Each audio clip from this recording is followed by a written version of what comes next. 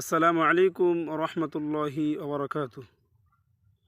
সম্মানিত দর্শক মণ্ডলী, জেনার গোনা যে কত ভয়ানক,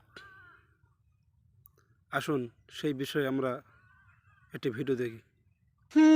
জেনাকারী পুরুষ আর নারীর শাস্তি দেখেছেন স্পেশাল একটা চুলা, জাহান্নামের ভিতরে স্পেশাল একটা চুলা বানিয়েছেন আল্লাহ পাক, যার নিচের দিকটা এরকম প্রশস্ত, মাথাটা চিকন, নিচ থেকে আগুন দাউ দাউ করে জ্বলছে, আর এই আগুনের সাথে সাথে মানুষগুলো লাফিয়ে উঠছে।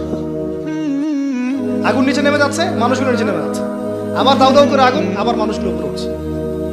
এটা ওদের শাস্তি দেখেছেন নবী সাল্লাল্লাহু আলাইহি ওয়াসাল্লাম, যারা এই উম্মতের জেনা এবং ব্যভিচারে লিপ্ত আছে। আর আপনাকে আমি বলে রাখি, শুধু সেক্সুয়াল সম্পর্কটাই জেনা না, বরং ওই যে আপনি কথা বলছেন, ওই যে কফি খাচ্ছেন, হাতে স্পর্শ করছেন, চুল ধরছেন, জড়িয়ে ধরছেন, প্রেমপত্র লিখছেন, সবই জেনা টোটালি। এই প্রতিটা কাজ স্ত্রীর সাথে করলে প্রত্যেকটা কাজের বিনিময়ে নেকি পাবেন, আর এই প্রতিটা কাজ আপনি ওর সাথে করলে আপনি প্রত্যেকটা কাজের বিনিময়ে জাহান্নামের দিকে যাচ্ছেন।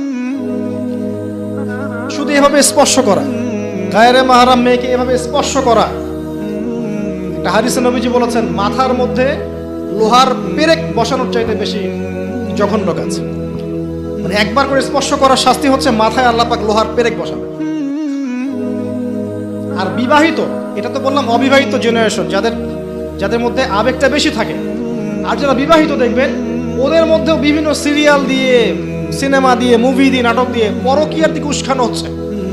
মনে হচ্ছে পরকীয়া একটা স্বাভাবিক বিষয়। আর এখন ম্যাক্সিমাম পরিবারের মধ্যে পরকীয়া ঢুকে গেছে। দেখবেন স্বামী জানেই না স্ত্রী পরকীয়া করছে, স্ত্রীও জানে না স্বামীর কটার সাথে অ্যাফেয়ার। হ্যাঁ, যদি ভিডিওটা ভালো লাগে শেয়ার করবেন, সাবস্ক্রাইব করবেন, অন্য ভাইদের দেখা শুরু করে দেবেন।